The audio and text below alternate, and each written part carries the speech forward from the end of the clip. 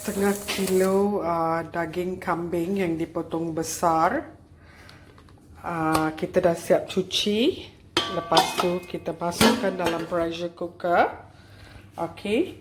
Bersama dengan 1,5 sudu besar halia bawang putih dan sedikit garam, diikuti dengan 3 cawan air ya. Okey, kita akan rebus dalam pressure cooker lebih kurang setengah jam agar daging dia menjadi lembut, dan air ini nanti kita akan guna untuk masak biryani. Okey. Kita dah rebus kambing tadi. Ini kambingnya dah empuk. Selepas 30 minit betul-betul dah masak ya, dah empuk. Air dia jangan buang, kita simpan untuk membuat nasinya nanti. Okey, bahan-bahan yang diperlukan adalah untuk buat nasi ni, kayu manis sebatang ya. Lepas tu bunga cengkeh, kita panggil clove, cardamom, pegaga, daun salam ataupun bay leaf. Okey, lebih kurang 1,5 sudu besar bawang putih halia yang di blend, 1,5 sudu besar serbuk cili. Kalau nak pedas boleh tambah lagi ya. Okey, lepas tu bunga lawang sedikit je. Dan di sini saya ada serbuk kayu manis, lebih kurang 2 batang kayu manis, dan bunga cengkeh ni ya. Bunga cengkeh ni yang telah dipauderkan. Okey, bunga cengkeh dan kayu manis yang telah dikisar halus. Okey, ini lebih kurang 2 sudu kecil ke 1 sudu kecil pun cukup lah. Tengok baunya kamu nak kuat ke tak nak. Okey, lepas tu kita ada 2 sudu besar yogurt, minyak sapi.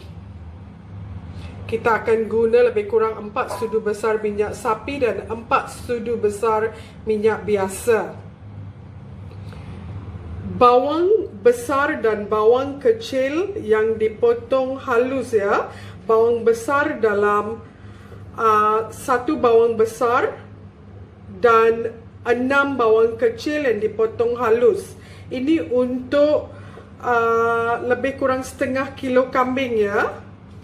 3 cili hijau yang dihiris, daun pudina dan daun ketumbar ya, yang juga harus dihiris halus, serta tomato dalam 2 biji tomato yang dipotong nipis-nipis, sedikit garam, dan saya akan tunjukkan cara membuatnya sekarang. Sekarang kita panaskan kuali dan tuangkan minyak sapi ya, lebih kurang 4 cawan besar minyak sapi, dan saya tuangkan juga 4 sudu besar minyak masak. Apa sahaja brand pun boleh ya, tak kisah. Okey, sekarang kita akan masukkan pula semua herba yang kita sediakan. Kayu manis, bunga cengkeh, daun salam, pegaga dan bunga lawang. Ingat ya, kalau kamu tak ada salah satu daripada bahan ini, tak apalah. Ini untuk bau-bauan je ya. Okey, kita tunggu ianya macam mana ya, goreng sikit lah ya. Dan kita akan masukkan pula bawang yang dihiris halus.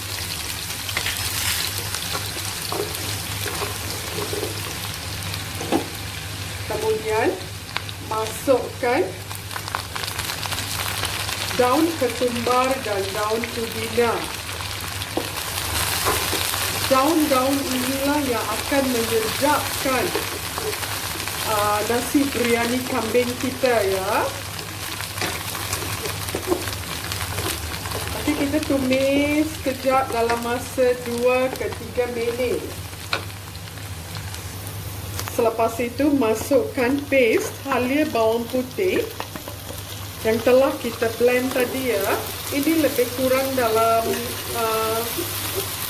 2 sudu besar ya. Ini juga mewangikan biryani kita. Seterusnya masukkan cili hijau dan tomato.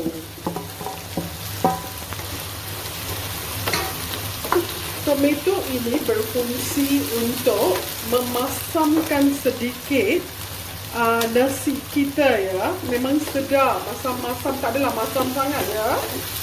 Okey, manakala cili hijau ini boleh diganti dengan cili api yang hijau. Okey, supaya kita boleh rasa pedasnya. Sedap ya kalau begitu. Dan sekarang saya akan masukkan pula kambing yang telah direbus. Masakan sebegini ya, cara saya ni easy. Tak perlulah nak tunggu lama-lama nak masak. Kita dah rebus dah kambing ni siap-siap tadi ya. Jadi kita kacau betul-betul. Kita biarkan ianya menyerap dalam masa 2 minit. Okey, sekarang kita masukkan pula 2 sudu susu masam. Ada yang tanya, perlu ke susu masam ini? Kalau tak ada, tak apa ke? Kalau ada susu masam ini ya, sedapnya lah nasi kita empuk. Lembut je, sedap je, dia macam ada jus ya. Okey, masukkanlah. Kalau tak ada tu, boleh digantikan dengan 2 sudu besar susu cair, evaporated milk. Tapi tak samalah ya, lebih kurang je. Sekarang kita masukkan pula serbuk kayu manis dan cengkeh yang telah dikisar. Okey, dah ada bau biryani dah ya. Ini biryani ala biryani mamak ya. Very nice. Dalam dunia ni lah, biryani yang paling sedap memang dibuat oleh para mamak ya, India Muslim. Very good biryani. Okey, dan rahsia keenakannya terletak pada serbuk kayu manis dan cengkeh tadi ya. Kita masukkan 2 sudu je. Sekarang saya masukkan pula serbuk cili 2 sudu. Okey, kita kacau. Ini untuk menambahkan rencah dalam lauk kita ni, dalam biryani kita.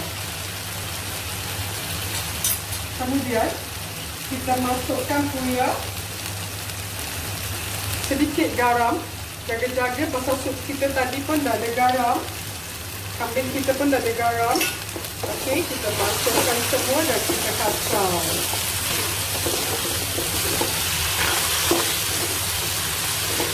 Sedap bau dia ya. Okey, dan saya nak masukkan pula beras yang ditapis. Okey, kamu masak dulu. Okey, kita dah lihat ya, semuanya dah bercampur betul-betul. Kita akan masukkan beras biryani ni. Okey, beras ini adalah dalam 3 cawan ya. Saya dah rendam lebih kurang 15 minit. Okey, kita akan kacau ya, biar sebati.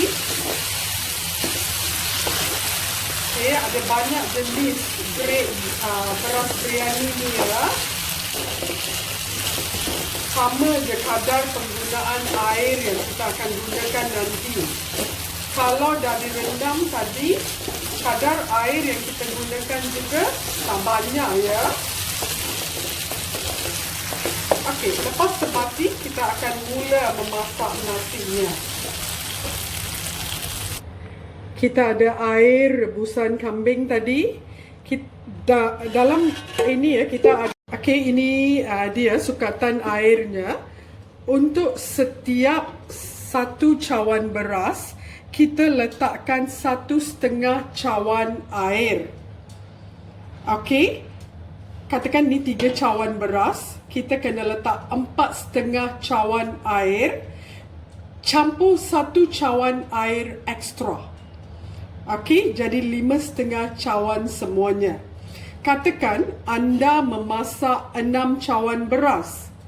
Kamu masukkan 9 cawan air plus 1 cawan ekstra air. Okey, faham ya? Okey, sekarang kita masukkan air dia.